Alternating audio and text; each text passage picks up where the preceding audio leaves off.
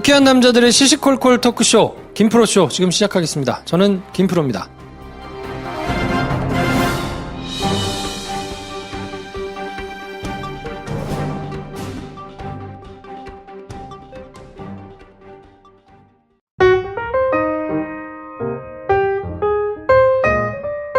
안녕하세요.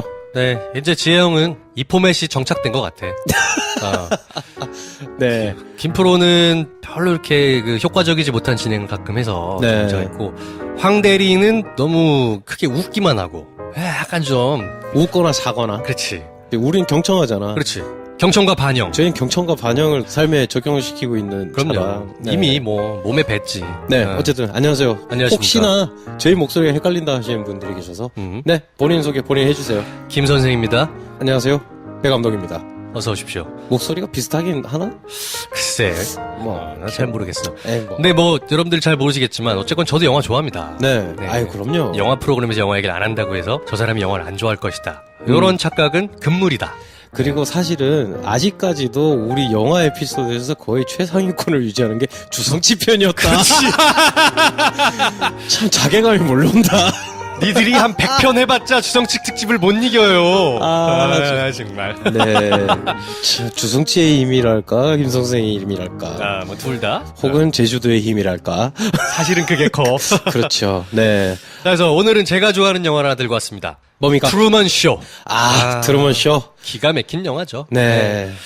아마 많은 분들이 이미 보셨을 텐데. 네. 트루먼 쇼 보셨나요? 아유, 그럼요. 몇 번 보셨나요? 극장에서 본 기억이 없고, TV로 처음 접했던 것 같고, 그 뒤로는 TV에서 틀면 그냥 봤던 것 같아요. 그렇죠. 저도 파일로 네. 가지고 있어가지고, 파일 DVD 항상 가지고 있었거든요. 시간 나고 생각날 때마다 봤던 영화인 것 같아요. 네. 아우, 정말 명작이지. 네. 최근 몇 년은 잘 못 봤는데 다시 그 기억을 소환하면서 한번 해보겠습니다. 트루먼 쇼를 좋아하는 첫 번째 이유. 제목입니다. 트루맨. 그렇지. 트루맨 쇼에자. 이게 제목에서 모든 걸 말하고 있어요. 네. 진짜 사람의 쇼잖아요. 그 영화의 스토리가 여러분 다 아시겠지만 이제 가상의 방송 프로그램의 주인공으로 태어나서 길러진 네. 어떤 한 아이잖아요. 그러니까 사실 그 아이가 태어난 건 사실이에요. 그러니까 실제 사람이기 때문에 트루맨이죠. 네. 하지만 그의 일상은 모든 것이 조작이고 모든 것이 프로그램의 쇼예요. 본인만 모를 뿐. 그러니까 이 제목이 정말 기가 막히다 생각을 했습니다. 그리고 지금 다시 돌이켜 생각해보니까 그 설정이 황당하다, 네. 좀 오바스럽다라고 생각을 했었는데, 지금 이 시대를 살면서 트루먼 쇼를 다시 보면 그럴 법하다는 생각이 들 정도로 대단히 그럴 법하죠. 섬뜩한 면이 있네요. 그렇게 자라난 아이가 장성해서 직장 생활을 하고 근데 진짜 자기의 삶이 뭔지를 이게 갇혀진 스튜디오라는 걸 깨닫고 나가는 그 감동적인 이야기잖아요. 네. 제목이 말해주는 것들이 굉장히 큰 울림이 있어요. 그래서 이 제목 자체가 굉장히 훌륭했다. 얼마 전에 김 선생님 본인이 가져오신 홍상수 감독 영화들의 일련의 제목들과는 결이 다르다. 매우 다르죠. 돼지가 우물에 빠졌다는 둥, 그때는 맞고 지금 틀렸다는 둥, 뭐 이런 아사모사한 제목이 아니고 네. 트루먼 쇼. 네, 대단히 핵심을 한 번에 말해버리는 제목인 거죠. 물론 홍상수 감독의 제목들도 좋아합니다. 아유, 좋지. 그런 제목도 쉽게 나오는 거 아니거든요. 네. 그렇죠. 자, 그래서 트루먼 쇼는 제목이 좋았고 두 번째 이유를 바로 넘어가면 이거 뭐 말 안 할 수 없죠. 짐 캐리. 네. 짐 캐리라는 대배우. 한때 헐리우드 최고 몸값을 몇 년 연속 그렇죠. 자랑하던 최고의 배우였죠. 탐 크루즈와 더불어서 1, 2위를 항상 그때 했었죠. 짐 캐리 하면 이제는 좀 작품 활동을 많이 안 하니까 요즘은 간혹 화가로 이름을 날리고 있더라고요. 네. 예, 개인 작업을 하고. 다시 작품 활동을 했으면 좋겠는데 요즘은 좀 뜸하시더라고. 우리 세대가 기억하는 짐 캐리는 일단 덤앤더머와 마스크예요. 네. 그렇죠? 희극 배우. 그리고 그 표정과 모션이 너무나 흉내낼 수 없는 그 기기묘묘한 그렇죠. 저렇게 얼굴 근육을 쓸 수 있는 사람도 있구나. 몸이 CG라는 평가를 그렇죠. 받았죠. 웃기는 배우였어요. 근데 짐 캐리가 전극 연기를 얼마나 잘하는지를 보여준 작품이에요. 트루먼 쇼. 또 많은 분들이 기억하시는 게 이터널 선샤인이잖아요. 네. 이제 두 작품에서 이제 짐 캐리의 전극 연기를 보고 이제 감탄을 하는데 사실 이터널 선샤인보다 저는 트루먼 쇼를 더 높게 보고 싶어요. 왜냐면 이터널 선샤인은 감정적으로 과잉이 될 수밖에 없는 영화잖아요. 네. 연기도 감정 과잉된 캐릭터를 살리기 위해서 굉장히 극적이에요. 네. 그러니까 임팩트는 크죠. 보고 있을 때 와, 저 사람 연기 정말 절절하다라고 하지만 어떻게 보면 그 연기가 오히려 더 쉬울 수도 있어요. 근데 트루먼 쇼는 그 안에 일상, 공포, 그리고 자기를 둘러싼 것들에 대한 뚫고 나가려는 의지, 플러스 본인이 가장 잘하는 개그 연기까지 같이 있어요. 그리고 그 개그 연기가 뒤로 갈수록 정말 큰 울림을 네. 주는 데 일조한. 너무너무 처연하게 다가오는 개그 네. 연기잖아요. 그 마지막에 그 배를 저어가지고 스튜디오 끝까지 가는 그 항해 장면에서 네. 진짜 그 장면을 바라볼 때 네. 대단히 모순적인 감정이 들어요. 그렇죠. 아, 저 사람이 저 시련을 뚫고 나갔으면 좋겠는데 라는 그런 응원하는 마음도 있는가 하면 또 한편으로 저렇게까지 해야 되냐 싶은 저러다 배 뒤집어지겠는데 이 감정이 되게 격해져요. 그러면서도 그걸 보고 있는데 굉장히 웃겨. 화면이. 네. 웃겨. 그렇죠. 이게 보통 연기가 아니거든요. 진 캐리가 안면 근육을 막 기기묘묘하게 이제 하거나 혹은 약간 좀 지저분한 개그 뭐 이런 걸 하면서 B급 배우라는 인식이 좀 바뀔 때쯤에 그랬죠. 이 영화를 했었는데 이 영화가 저한테는 또 굉장히 야 정말 이거야말로 진정한 코미디다 그렇죠. 싶었던 게 채플린이었나요? 했던 말이 있잖아요. 삶은 가까이서 보면 비극이고 멀리서 보면 희극이다. 트루먼이라는 사람은 우리 모두가 멀리서 바라보고 있거든. 이 영화는. 전 세계인이 주목하는 사람이죠. 네. 네. 근데 이게 웃긴데 이게 삶이라는 거 아니야. 뭐 그래서 굉장한 이 코미디 영화구나 이렇게 봤던 기억이 있네요. 그래서 세 번째 이유로 넘어가면 삶의 이면에 도사리는 그 어떤 섬뜩함. 그러니까 에드 해리스가 연출자로 나오잖아요. 네. 연출자로 나와서 모든 걸 컨트롤룸에서 트루먼이 탄생할 때부터 이 사람이 커나가는 장면을 주조정실이라고 하죠. 네. 거기서 한 사람의 삶을 쭉 모니터하잖아요. 사실상 그가 이제 어떤 인생을 컨트롤하는 사람처럼 전지전능한 사람처럼 나와요. 거의 트루먼을 창조한 창조주처럼 그렇죠. 시점도 네. 전지적 시점으로 나오죠. 본인 스스로도 그렇게 생각하고 네. 그걸 바라보는 또 다른 제3자 이제 시청자.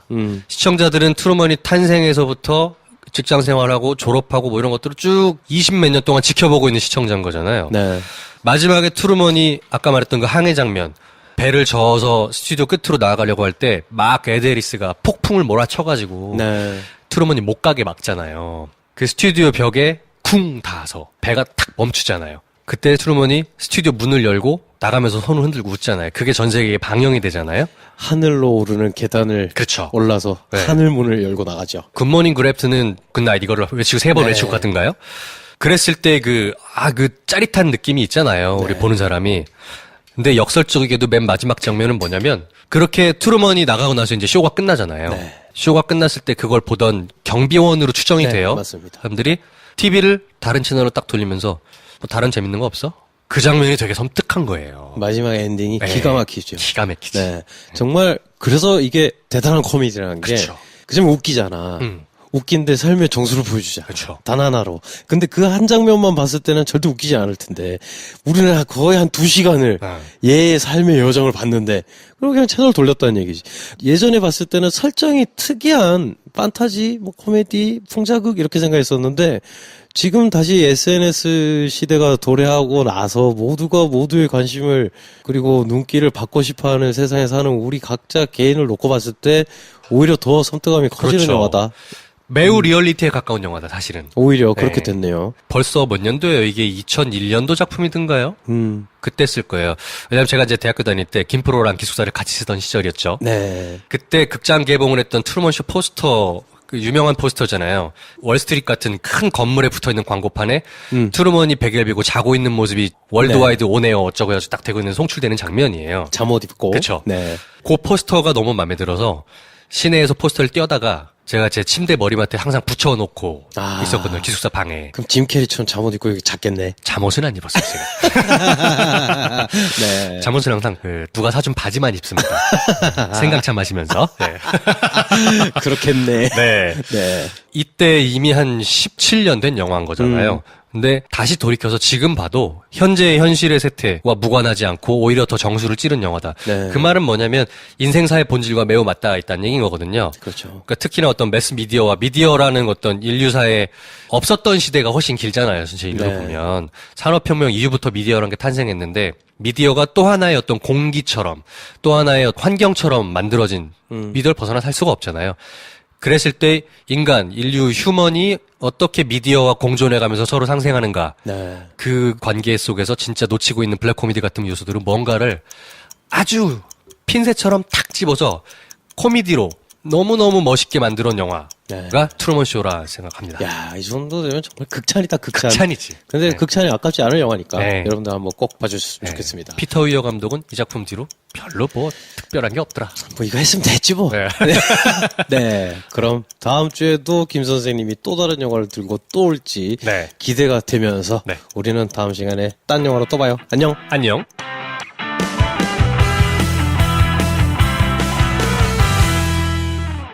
좋아요, 구독, 공유, 알림 설정 필요합니다. 필요합니다. 안녕. 안녕.